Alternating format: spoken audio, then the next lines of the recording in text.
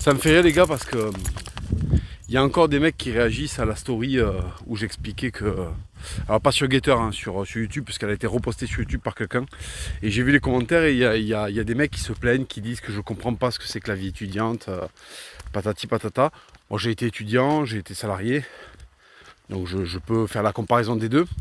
En fait, ce qu'ils comprennent pas, c'est que un étudiant, oui, il a besoin de confort pour étudier, d'accord. Mais en fait, il peut pas avoir les mêmes privilèges qu'un travailleur.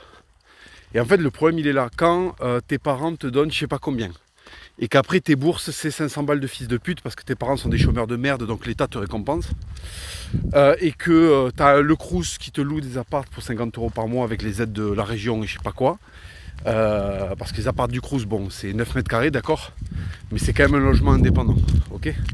Et c'est largement suffisant pour étudier. En fait, quand les étudiants demandent à avoir un niveau de vie ou des rétributions qui sont égales à des gens qui travaillent, en fait, donc qui passent 35 heures à être productifs et non pas à apprendre, c'est pas normal en fait, c'est pas légitime. C'est même pas question que ce soit normal ou pas, c'est que c'est pas légitime en fait. C'est pas légitime qu'un étudiant il ait plus d'aide ou qu'il ait un confort énorme, parce que c'est jamais le même confort qu'un salarié, faut pas déconner non plus. Mais en fait, si un salarié est à 1200 €, tu peux pas avoir des étudiants à 800 € en fait. Il y a un problème. Il y a un problème. Il y a plein de pays où les étudiants restent chez leurs parents pour étudier. Et le problème en France, c'est là on arrive au truc qui pour moi fait que en fait c'est pas viable, c'est que tu as des mecs, ils font 4 premières années de je sais pas quoi, après ils passent en deuxième, ils redoublent, et en fait ils sont boursiers pendant 10 ans les mecs. Moi j'ai connu des types qui étaient boursiers depuis 8-9 ans, et qui ont même pas atteint une licence quoi, qui ont fait un DUG, une première année, nanana, qui font des pauses, qui reprennent, et en fait les types vont vivre avec 500 € par mois, avec le reste, hein, parce que moi je me rappelle quand j'étais déménageur, il y a plein de fois où j'ai fait du boulot pas déclaré pour pas me faire saigner par les impôts, et voilà, je suis allé bosser au black quoi. Donc il y a des étudiants aussi, si vous voulez se bouger le cul le week-end de temps en temps, tu sais, quand t'es déménageur au black, tu prends 200 balles la journée. Quand t'es étudiant, 200 balles la journée ou 150 balles la journée, t'es bien, hein. 150 € pour une journée de travail, t'es bien. Mais en fait ce qui se passe, c'est que les mecs non, les mecs veulent tout en fait. Ils veulent étudier, ils veulent le confort, le même qu'ils avaient chez papa et maman. Ils veulent être presque au niveau de gens qui travaillent. Ils veulent tout gratuit, ils veulent les réductions d'étudiants, mais à la fois le confort d'être salarié. Ça marche pas comme ça, et c'est injuste envers les salariés en fait. Parce qu'au bout d'un moment, l'argent il n'est pas magique. C'est ça que ne comprend pas une partie de l'extrême gauche. C'est qu'en fait l'argent il est pas magique, il sort pas comme ça du trou du cul de je sais pas qui en fait. C'est pas Fabien Roussel qui fait caca des billets et après on les distribue.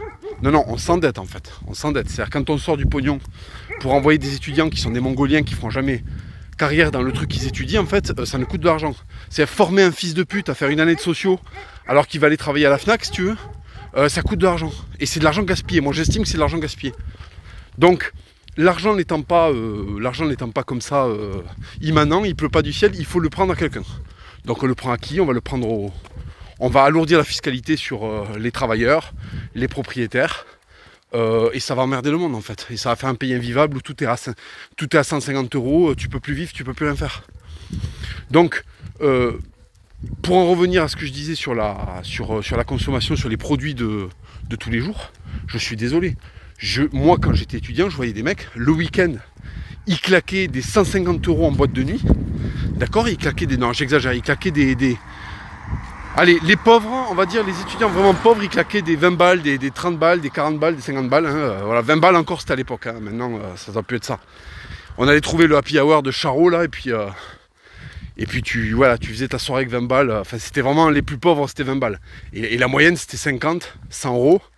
Et les gavés, ils dépensaient plus. Et après, le reste de la semaine, les types, ils bouffaient des pâtes.